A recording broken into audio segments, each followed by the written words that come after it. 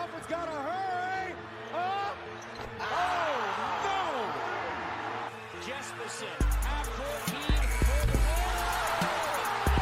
Jesperson knows it. Jameson through for the win. Gone. He did it. Bryce Drew did it. Jenkins for the championship.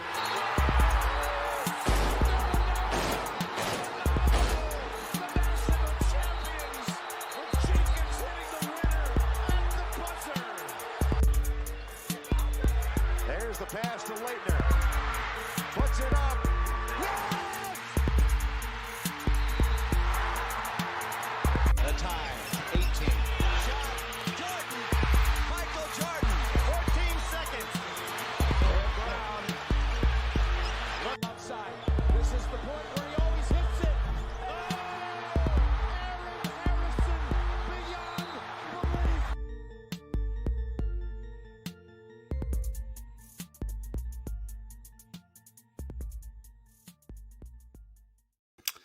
What's going on, everybody? Welcome to another episode of At Large Bid. I am Parker Fields here, as always, with my co-host Neil Meyer. And today we got a special episode as two big-time things happened this week. Bronny James, LeBron James' son, of course, has committed to USC. So he joins Isaiah Collier, the number one player in the country, on some sites last year. And he joins Boogie Ellis in that backcourt. So they're going to be dangerous next year. And then Hunter Dickinson is headed to Kansas on reportedly $2 million a year in NIL, which is weird to talk about in college basketball, but it is what college basketball has come to. But before we get into this, do me a favor. If you're on YouTube, go ahead and like this video and subscribe to the channel down below.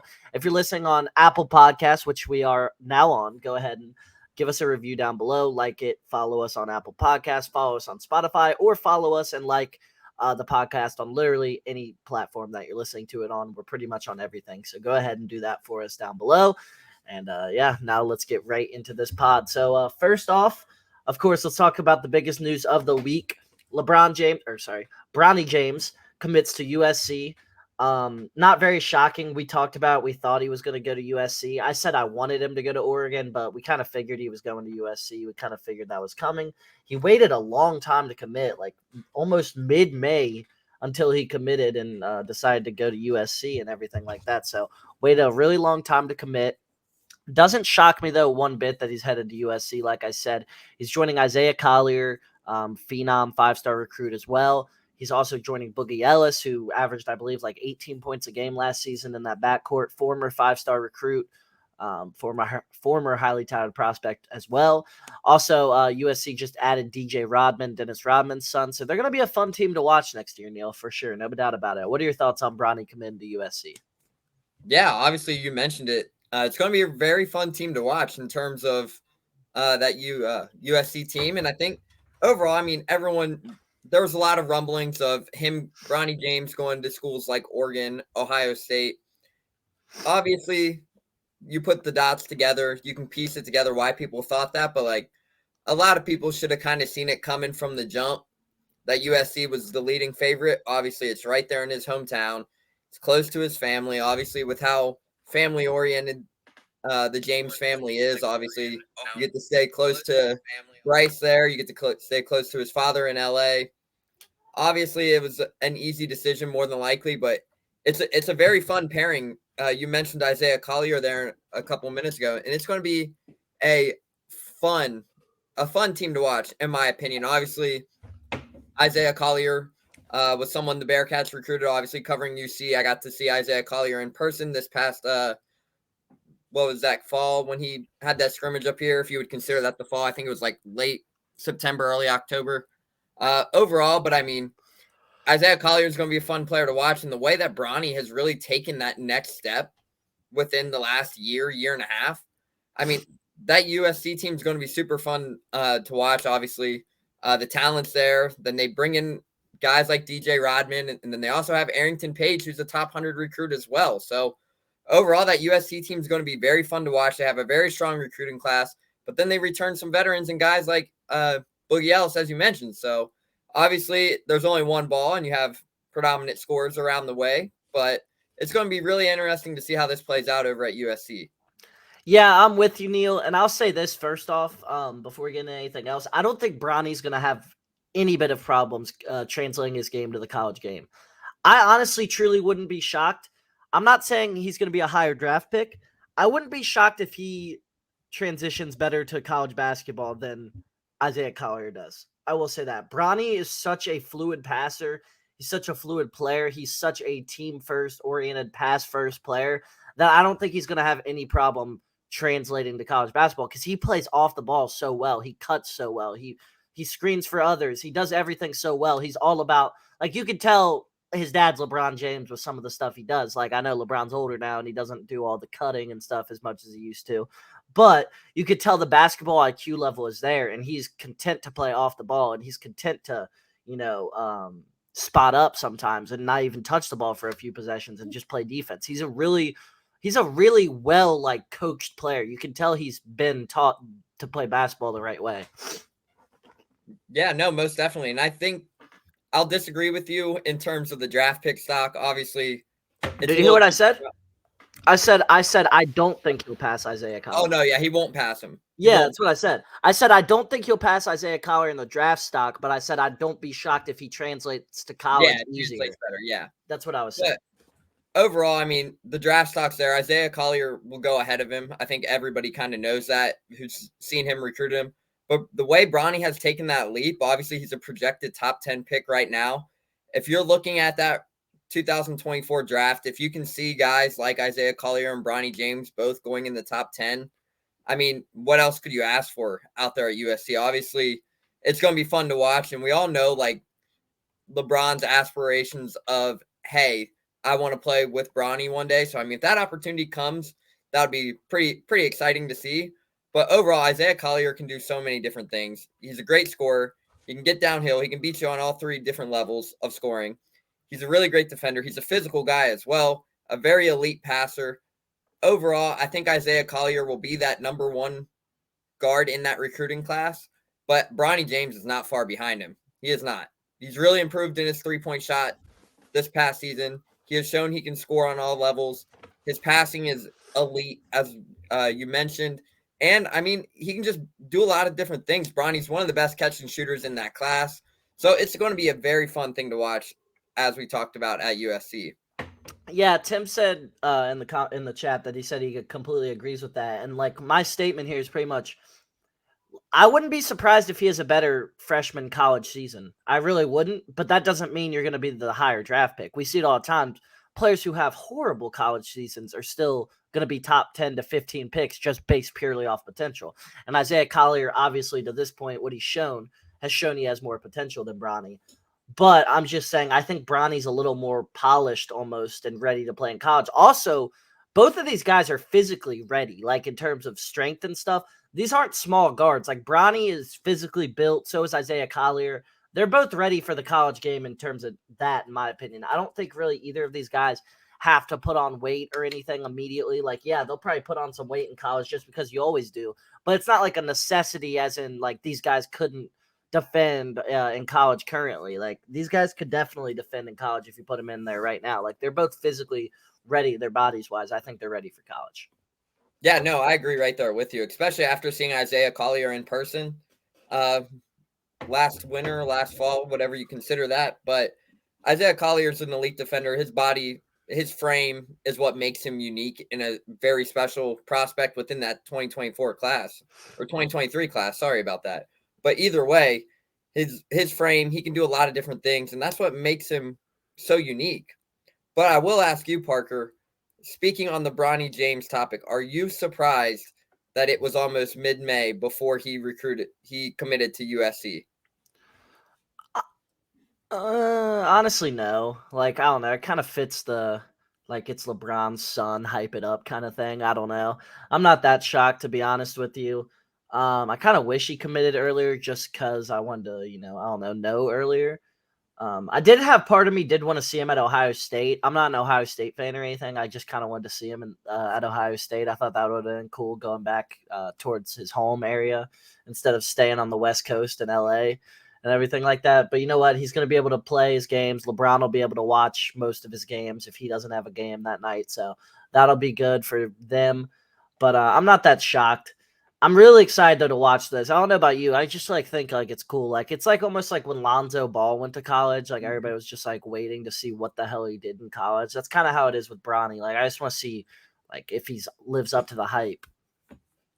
Yeah, no, most definitely. And I'm right there with you. I'm not surprised he waited till this time to announce his commitment.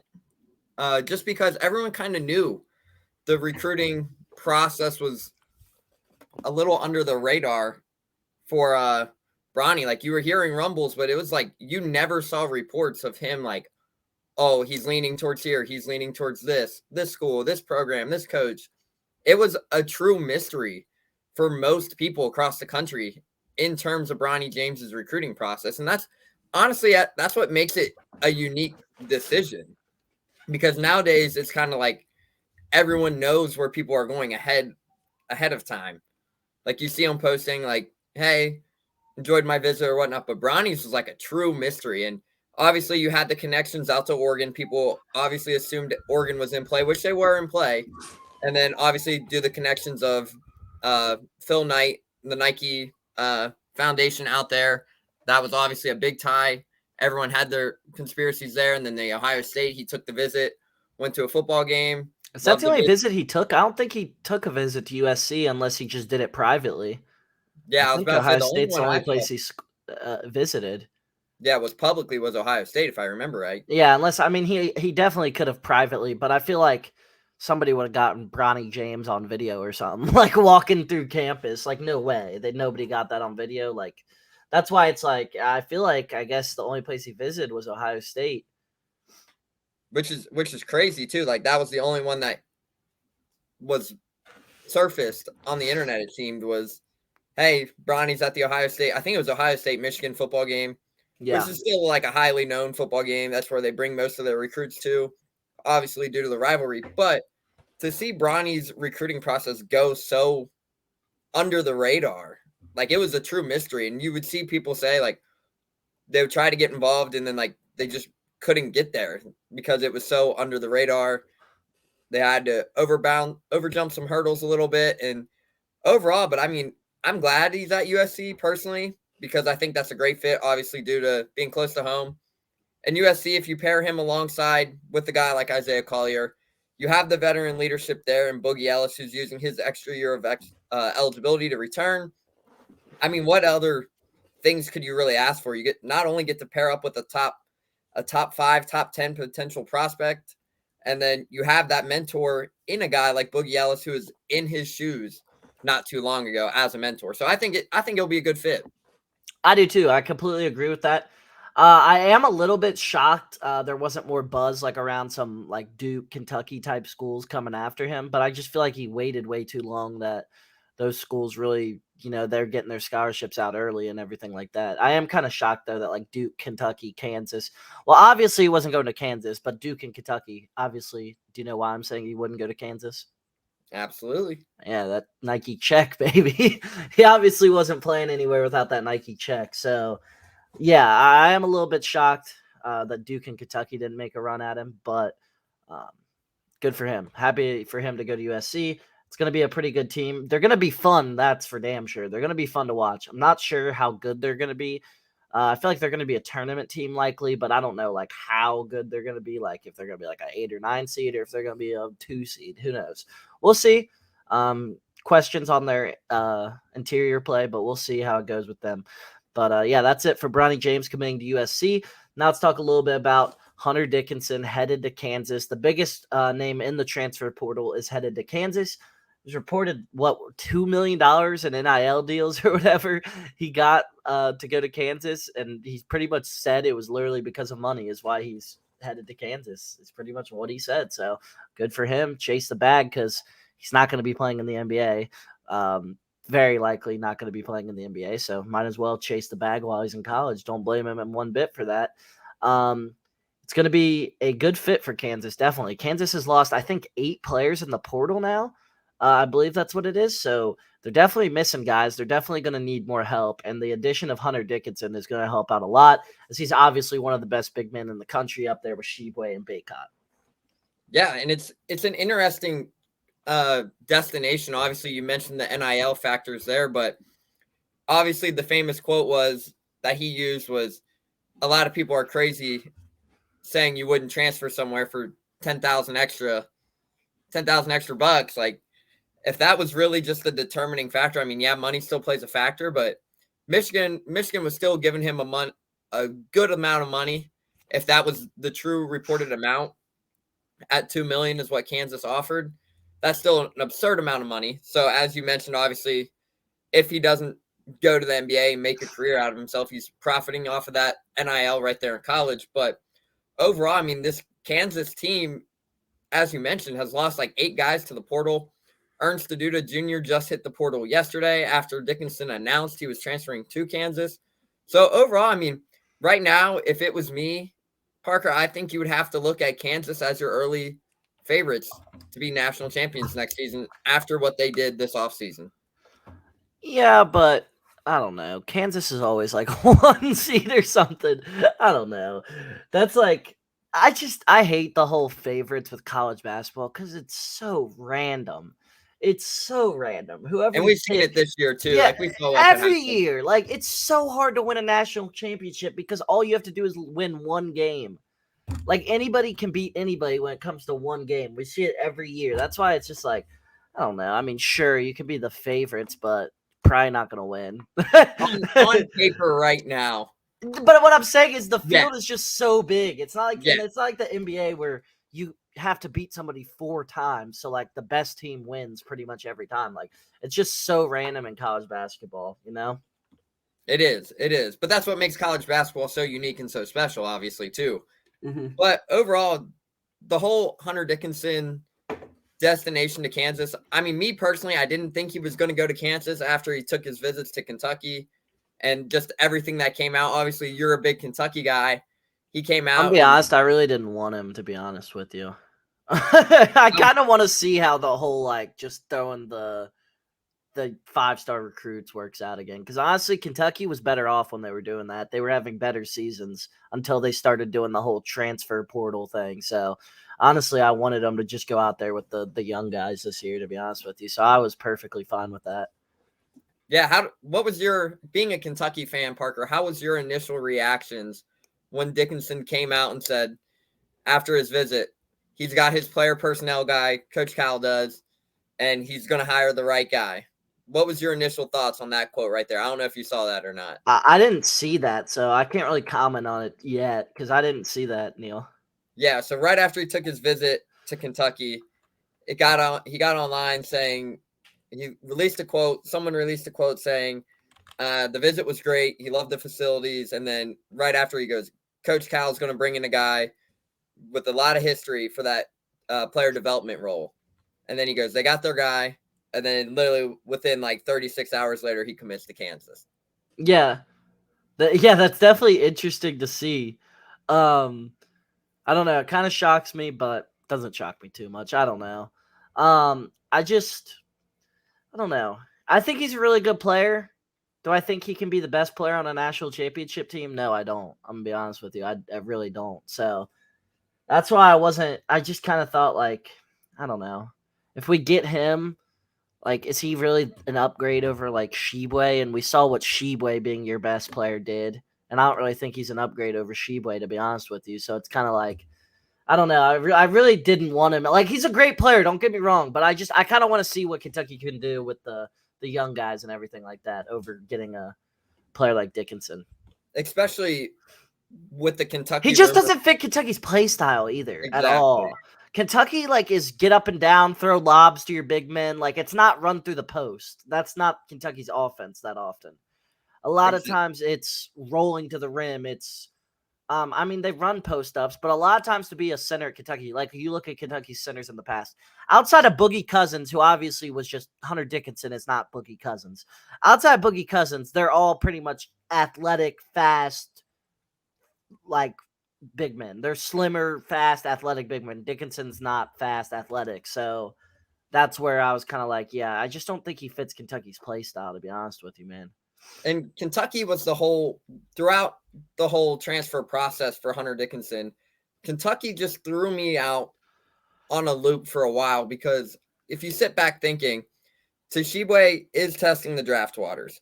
However, do we think we see him go to the draft this year? Absolutely not. I believe he returns. Yeah, I do And too. with that eligibility and him still maintaining his eligibility while going through that process, if they were to add a guy like Dickinson, what does that lead for that team if Tshiebwe returns and then you have Dickinson to go right there with it? They wouldn't pair each other perfect. They wouldn't mesh. In my opinion, I don't think they would mesh.